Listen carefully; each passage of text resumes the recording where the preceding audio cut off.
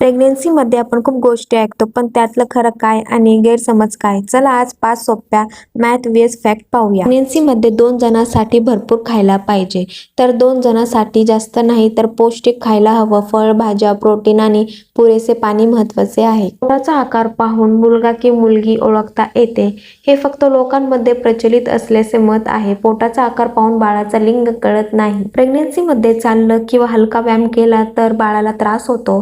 डॉक्टरांनी परवानगी दिली असेल तर हलका चालन किंवा व्यायाम अनेकदा महत्त्वाचे किंवा फायदेशीर ठरू शकतो. आणि प्रेग्नेन्सीमध्ये केस कापू नये.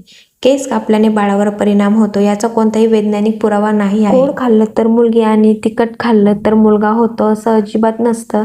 काय खावं वाटतं, क्रेविंग हे प्रत्येक महिलेनुसार वेगळी असू शकते आणि त्याचा बाळाचा लिंगाशी काही संबंध नसतो. हे होते काही सामान्य प्रेग्नेन्सी मॅथ vs फॅक्ट. लक्षात ठेवा, प्रत्येक प्रेग्नेन्सी वेगळी असते, त्यामुळे कोणतीही शंका असली तर सोशल मीडियावर किंवा लोकांच्या बोलण्यावर विश्वास ठेवू नका. आपल्या डॉक्टरांचा सल्ला घ्या. असा अजून महत्त्वपूर्ण कंटेंट पाहण्यासाठी फॉलो करायला विसरू नका. आणि तुम्ही कोणता मॅथ सर्वात जास्त ऐकला आहे तो कमेंटमध्ये नक्की सांगा. भेटूया पुढच्या ब्लॉगमध्ये. तोपर्यंत tata, bye bye, take care.